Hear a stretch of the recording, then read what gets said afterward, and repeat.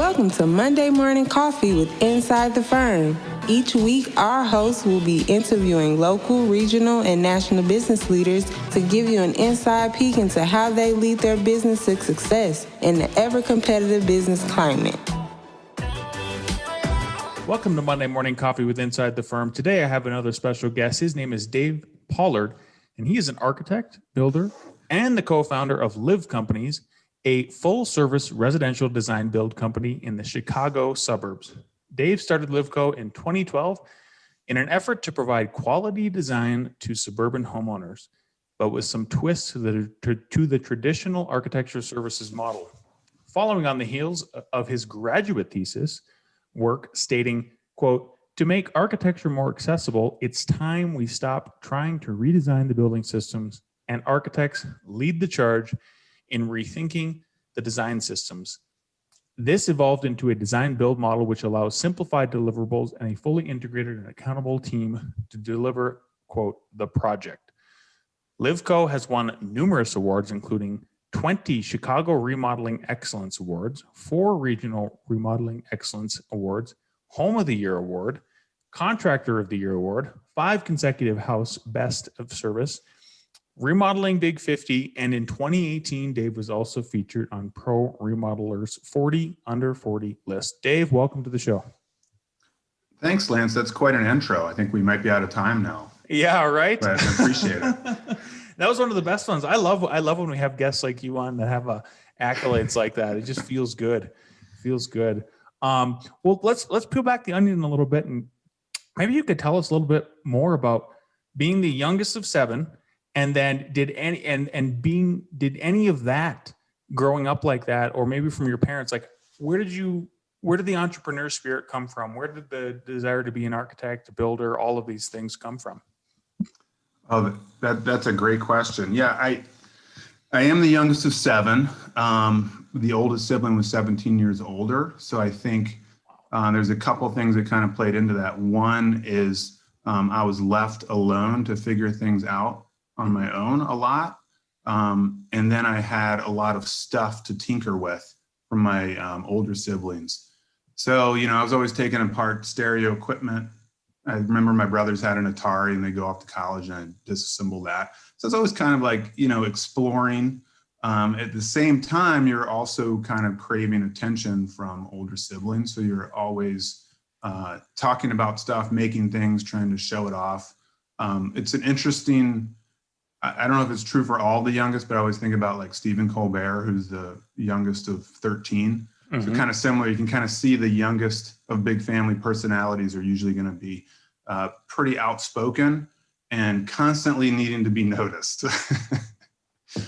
And then, having older brothers and building a treehouse in the backyard, they'd have summer jobs and would come home and help me build it. So, I had a lot of older family members to learn from and kind of present to and listen to. So yeah, it's certainly an interesting way to grow up. And I always had better taste in music than most of my friends as well, probably most importantly. That's fantastic. Yeah, I like to think that too. I like to think that I have better movie taste than Alex, but he would completely disagree. When you started your company, what did you always have the idea that you were going to start your own company, or were you kind of like some of us where we got kicked to the curb in the Great Recession, or even now, some people are kicked to the curb in different areas, and then you're going to see this entrepreneurial boom every time we get, our teeth kicked in? No, I think I was always good at all of my jobs and the places where I worked. And I was pretty good at kind of carving out an important place for me. So it wasn't necessarily, a career move. I think it was more personal that I wanted to build something. And ignorance was bliss at the time. I think I've talked about it before where, being pretty outspoken and type A and a go-getter, it's really easy to find things that are wrong with your managers and your bosses and say that you can do it better. Mm-hmm. So I think I always planned on trying that at some point. There was definitely circumstances that presented themselves, opportunities that were happening in the last, fallout of the residential housing market that made it way easier to start a business that was up and running on day one versus totally start from scratch. So it's a lot of different circumstances. I don't think that it's something that I fell into necessarily, something that I always felt like I wanted to take a stab at it, probably from a leadership role and be able to try things a little bit differently. That makes sense. It makes 100% sense. I think we're a lot the same. I distinctly remember in the sense of seeing former managers, seeing former bosses, and thinking you could do it better, and seeing the flaws. I'm also very type A. What are some of the things? One of the things, for an example, one of the things that we decided to do differently was we're not going to put all our eggs in one basket. We're going to be a multi-pronged firm that does a variety of different things. We're not just going to cater to the 1%. We're going to cater to the 98% and the 1%, and try to make architecture accessible by streamlining our business. And that all came from the failed businesses and the leaders that I got laid off from. What are some specific things that you brought over when you started your firm? Or like, this is how we're going to do it because I saw the failure. Well, I got really tired of designing projects that never got built. That seemed kind of dumb to me. And I don't even know that, and I wasn't that involved of the finances of the firms at that point, but I don't even know that we made a whole lot of money off of those either. So you just kind of, burn a bunch of energy and passion on something that never gets realized. And historically, the reason they didn't get realized is because you go through the whole design process. You're basically selling people drawings, and then that gets priced out and it's too expensive, and then they end up moving. And that seemed kind of silly to me.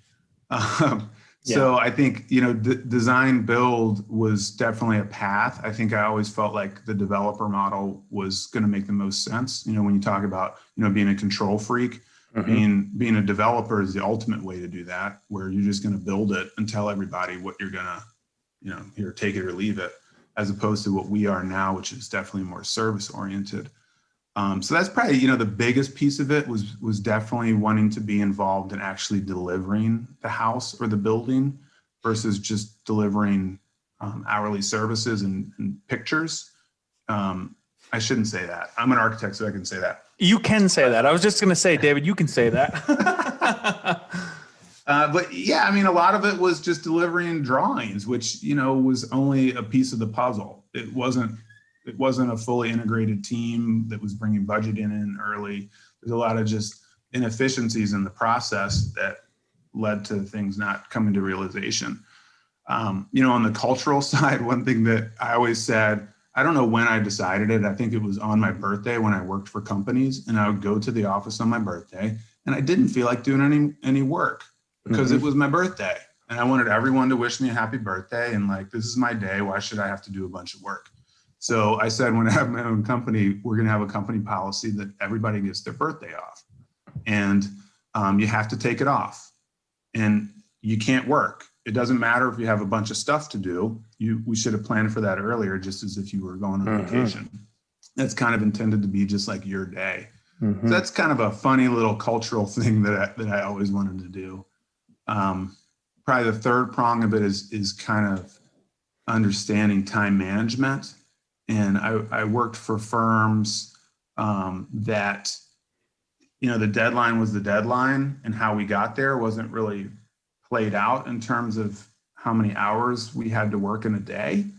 And I'm all for, working hard and working nights and doing what I need to do to get something done. But I felt like it wasn't a function of a failure of the project that we were doing that. It was a function of the failure of the management to really understand how long it took to build a project and then be able to budget for that in the future. So we do, weekly design planning meetings where we fill out everybody's time on each project, and it has to add up to 40 hours. It's not saying there won't be times that we need to work more than that, or that you might have to get 3 hours of work done in 2 hours, but at least fundamentally we're saying what we're trying to do is achieve what we need to achieve as a business with everyone working 40 hours per week. And we're not saying you have to work 60 hours this week.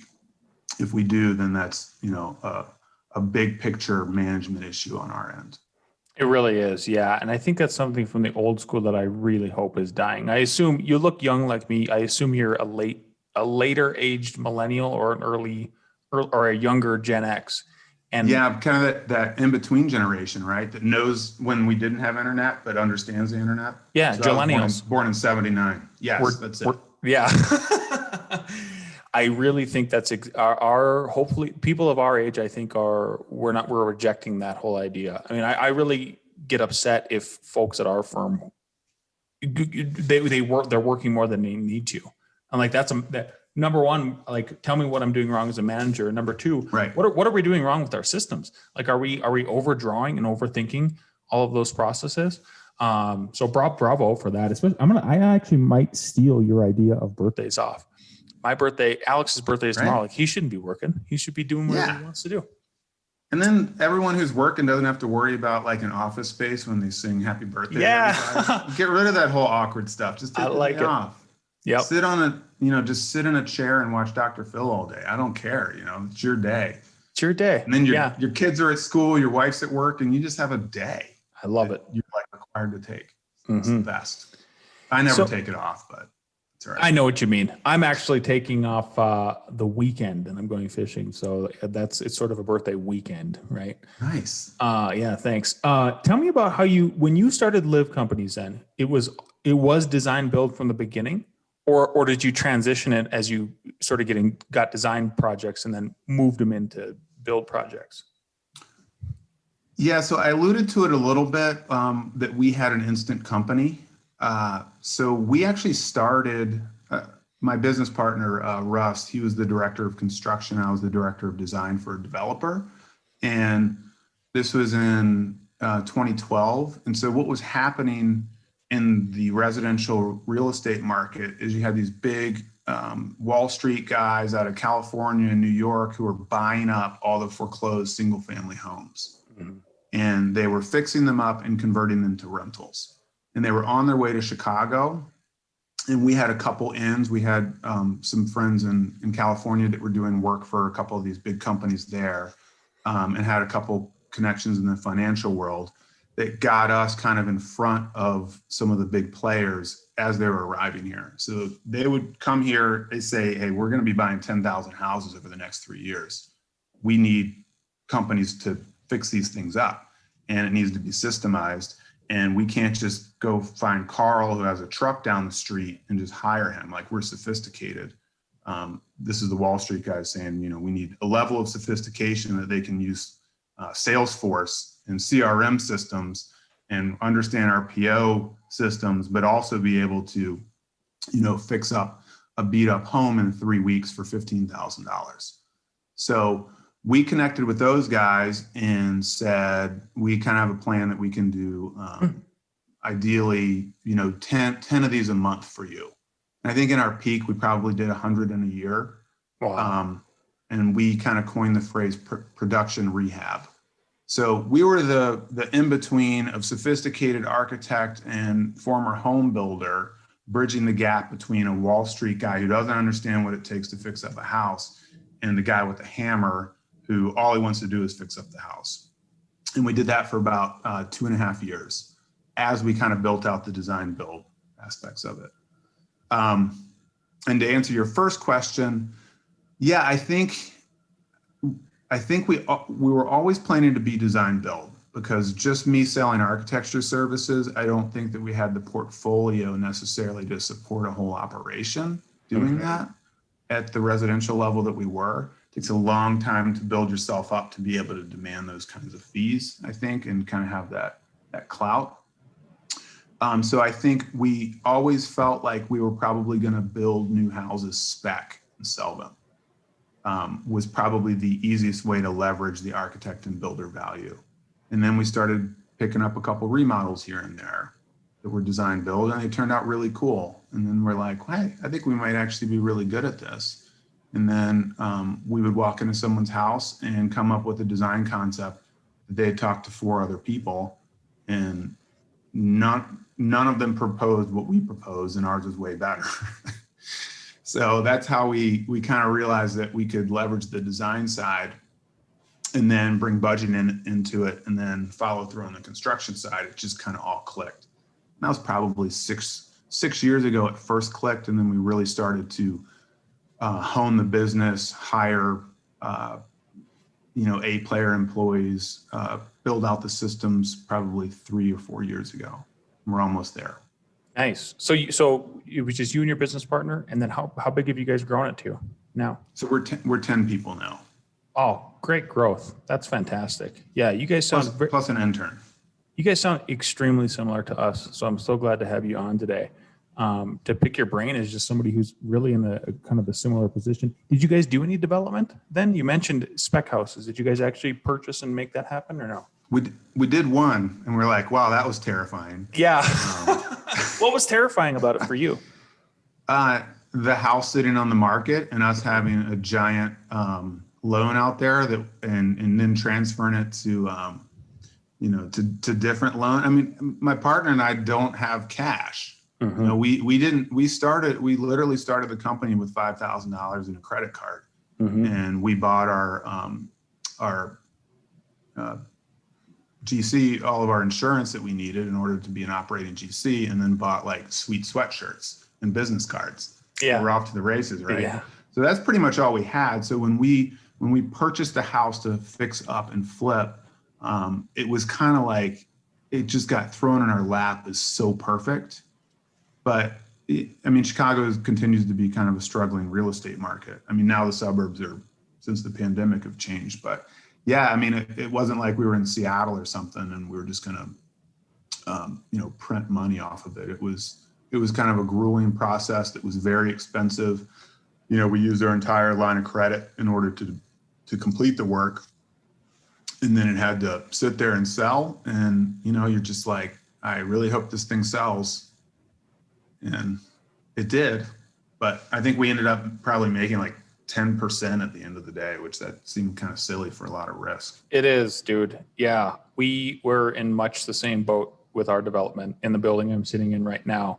But I got to ask you, since you put yourself in that position as a developer, did it give you any, and you already worked under a developer. So do you feel like that helped at all to be on the other side of the coin? And then looking back, if you guys are working for developer types, like maybe you could speak to a couple examples of specifics about how it helped. It maybe helps your relationship with developers or not. So we don't do work for developers. Is that what you mean? Yeah. Oh, yeah, exactly. Or maybe you don't, and maybe there's always a reason for there's a reason for something. So, what kind of lessons besides the risk did you guys take from doing that experiment? Calling it an experiment. Yeah, I mean, I think so. My mom, and I grew up in Virginia and live in Chicago now.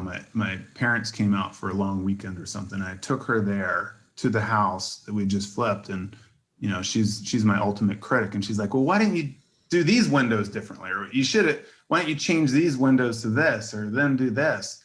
And my answer is like, all of those are great, but I have a budget ceiling that anything else that I do to make this thing any better, there is zero return on it. And that's a fun constraint, but there is something really nice about working with a client where we can say, hey, you might get some specific value from this. You don't have to do it, and it might push over your budget, but you guys can make that value judgment. If I'm in the position to make a value judgment on what someone is going to want to spend money on across the board, I don't think I'm as successful at that as I am working through on paper where the value can be, if that makes sense. I'm not saying that I can't do it, but it was definitely a learning experience. And for the most part, when people are remodeling their houses, it's extremely expensive, right? And yes, a lot of times they're not going to get an immediate return. I mean, especially in Chicago, it's just not going to put money in their pocket immediately. So they're really investing in their quality of life in order to do that versus, me make a developer profit off of it. So it's two very different things. not that either can't be done well, but a lot of times the developer model ends up getting very vanilla. It has to kind of appeal to a broad range of people, right, in order to work. Yeah. So then you can sleep at night on those 10% margins, right? Right. I hear you. Talk about one little thing I want to bring up, kind of go back in time a little bit here in this podcast is the suburbs in Chicago. So I know Chicago was already struggling real estate wise, and maybe you could talk about why. I assume it's because of the crazy property taxes you guys have there and stuff like that, all the bureaucracy. I've heard stories about like Chicago and New York, like you got to hire the mob to get stuff built.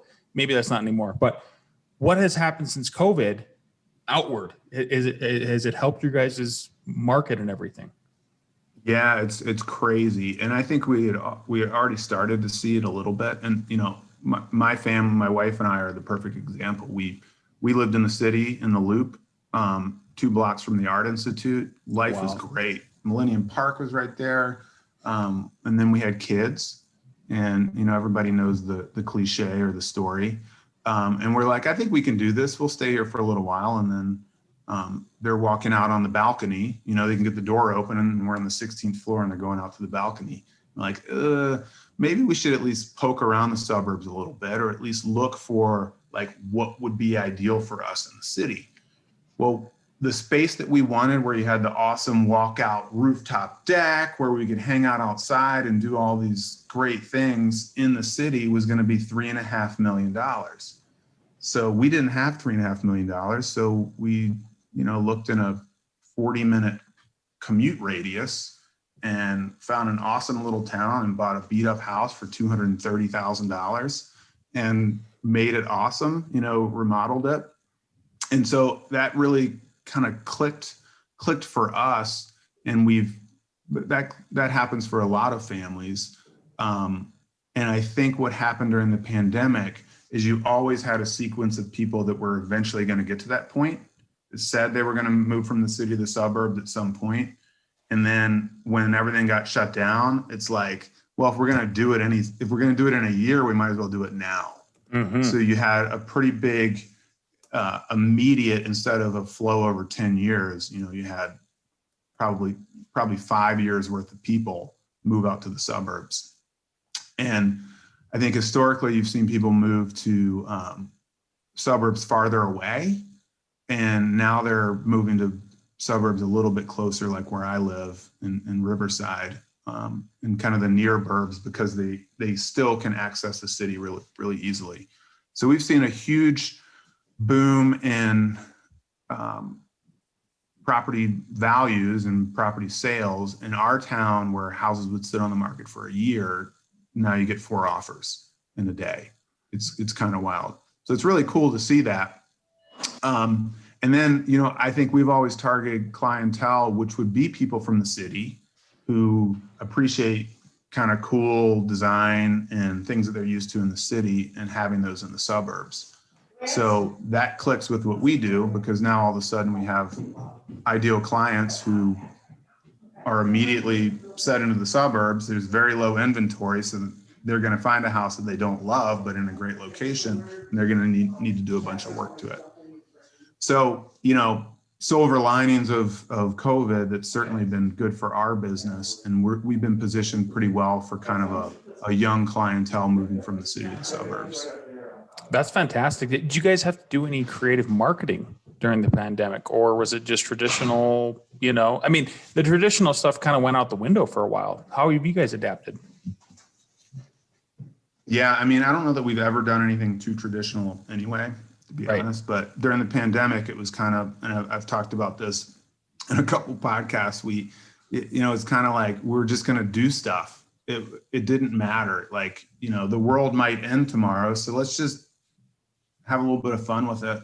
So we did a lot of fun things with, created coloring sheets. So we took all of our projects and turned them into coloring sheets and put them on our website for downloads, and sent them to all of our previous clients. So, we had a black and white perspective view of their space. We did a paper house project, which you could download and print out a foldable paper house, and it was like modular. So we're trying to come up with fun things for the kids to do when they're all stuck at home and give the parents a break. We did Zoom backgrounds, which I think we were really early on that. Yeah. Like we were one of the first where we had really great pro photos and we just converted them to Zoom backgrounds. We didn't put logos on them or anything. Like, hey, just if you want a cool space, use this. I'm not using one right now, but I probably should. Yeah. And anything that we could do to kind of help people, I think our messaging switched to, we're here to help. We don't anticipate you wanting to add on to your house tomorrow, but anything that we can do from a creative place, we're here. I think blog posts, we put out a lot of stuff about how to keep your house fresh, like just move pictures around, right? It was a weird time. So, maybe take the curtains in one room and put them in a different room.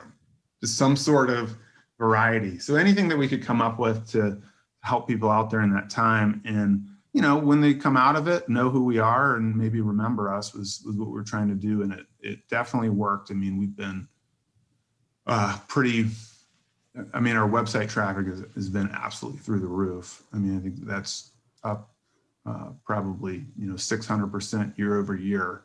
Part of it is market conditions, but also I think a lot of what we've done.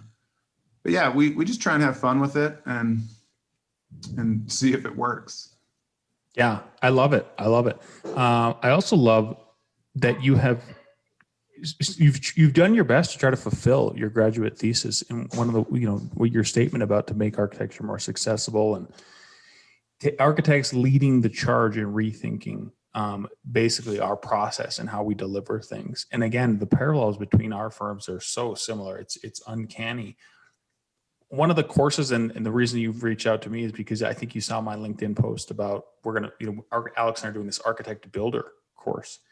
I feel so strongly about, and I assume you do too, about that's one of the ways I think we take back the profession from the general contractors, from the developers. Can you elaborate on how you feel about that and maybe to pitch to other architects of like why they should be doing kind of what we're doing? Yeah, I mean, actually, when I graduated school and moved to Chicago, I started a blog called Take Back the Building. Boom. So when you said take it back, it was exactly, and what I saw is that we architects as a whole weren't involved in residential, except for the highest level of projects, right? That they had the fee to be able to do it. And what I kept hearing was you just can't make any money in it. Mm-hmm. And I was like, well, that seems dumb. So we're just going to give up. So you have this social, social responsibility side of architects who are developing all this affordable housing and like container housing. And they're coming up with all these crazy ideas on that. And then you have these architects doing beautiful projects for hedge fund managers. And then you have all this in between that's completely unserviced because the profession has said, well, we can't make any money doing it. So my question was like, well, what's the problem? Why can't we? Does it take too much time to design something for someone? Well, let's figure out how we can design something faster, or maybe instead of giving them $1 million solution, maybe the $10,000 solution is still really good, or at least better than what a non-architect would do. And then the other side of that is if we don't do anything, we're going to have zero input in it at all, which we've already kind of done from a home builder perspective, right? Like Pulte, all those guys, Horton, they determine what the design market is. Like we have nothing to do with it anymore. And in my thesis, I really tried to explore how brilliant architects have tried to take on this challenge over the decades, and with case study houses, with everything. It was always redesigning how we build buildings. It was like, well, let's come up with a better way to build the building. And my problem with that was the architects were never saying, well, maybe we need to look at a better way to design the building. We're blaming all the dysfunction on architects not being involved in residential construction on how people are building it. And an evolution of all these hundreds of millions of people in the trades, and we're going to take on that and say, no, this is how you build a building and make it be good. So I argued that maybe if we just rethink how we're designing things and how that business model works, maybe the architecture firm model is flawed, we can actually, all make a living and do very well, impact the built environment, impact families' lives growing up in these houses, and, kind of take back the building. Like how I brought that back around. I love that. That was full circle. Man, that was and with fantastic. technology now, it's like, what are we doing? I mean, I'm thinking about figuring out how to design houses in Roblox, like why not? We're like so way behind in leveraging technology to be able to help us there. Yeah. Where do you think the future lands with technology? One of the topics I like to bring up a lot is 3D printing. I mean, but then we're kind of going back to this idea like, oh, we're telling the trades how to build things. But one of the most recent ones that I've seen is, I don't know if you've seen this, is there's this house that this developer, maybe I'll text it to you after this, he's a builder, but he worked with an architect, and he finally leveraged the architect, I think, in the right way. And they eliminated all the drywall on the inside of a house. And drywallers are a bane of my existence. So it's like solutions like that I think are really the way to go. It's not about reinventing the wheel. It's about modifying the wheel a little bit. Yeah. I mean, I think that's a big part of it. And I think architects have always turned towards modular, and actually a really cool firm in Chicago did a modular house that was stacked. And then you end up building it offsite and then you stack it. Well, you have a redundancy of systems between the roof and the floor. Yep. Like it just didn't work in the way that you're thinking about it. So I think that, any place in kind of modifying building systems that makes sense, but using the same systems can be really successful. I mean, I explored ways of electrical, right? And in Chicago, we run conduit and everything. So maybe there's a better electrical system that's a little bit more plug and play. Wireless technology of, I can charge my phone on a magnet now. So why can't I just have a induction magnet system going around the house? But again, I'm kind of doing the same thing where I'm saying, well, the problem is the electrical is too expensive. So where I've kind of gone back to is more finding a system, like a permutive design. Essentially, there's an algorithm that can be written for every move that you can make in a design. And HiArc is trying to do this. I don't know if you've looked at HiArc. It's kind of Silicon Valley startup who's trying to do it for new construction. And basically, and their initial argument was like, why hire an architect? You can just use us. And I reached out to them, like, what are you doing? You need architects to inform the system, like help us make your system better. But that kind of same idea of understanding, if we do this in real time, what that means for budget, what that means for space, what that means for sunlight, and really take the already known building systems, but find ways in permutive design to find a million different configurations plus. And I mean, it's there in every type of technology already. We just haven't really brought it into the building world because it is complex, and in remodeling, it's probably even, more challenging. Yeah, that's kind of where I see it going is more real time, closing the feedback loop, making clients able to see and make decisions faster. Designing a building takes how long it takes to design a building, but all the in-between steps, I feel like, can be shortened through technology. So that's where my head is in the design world, and certainly in the build world, there's a billion different ways to find more efficiencies that people have been trying to do for centuries. Yeah, absolutely. David, I could probably talk with you for another half hour or an hour or even longer. I know, me too. I think we should do another episode. I don't know when, but in the future for sure. There's just other things I'd like to pick your brain about. But I do got to cut it short here. We are running up on the half hour.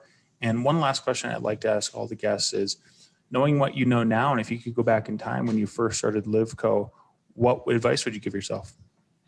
I would spend more on marketing on day 2. Without hesitation. without hesitation. Yeah, I love that. Spend on marketing. Yeah, yeah. Because Sales doesn't solve everything, but it sure does help a lot. absolutely. If people are in the Chicago area or they just want to check out what you guys are doing, where can they find and follow you guys? So our website is livcompanies.com, LivCompanies.com. We are on Instagram every day at liv_companies. And then you can find us on Facebook, LinkedIn. We have a cool YouTube channel too. Yeah. Look up Liv Companies. So lots of fun stuff. Beautiful. Lots of content. Yeah. David, thank you so much for your time. Good luck in everything you're doing. Keep on crushing it. I absolutely love what you guys are doing, and I wish you guys the best. Likewise. Thanks, Lance. I appreciate it. All righty. See ya. Later.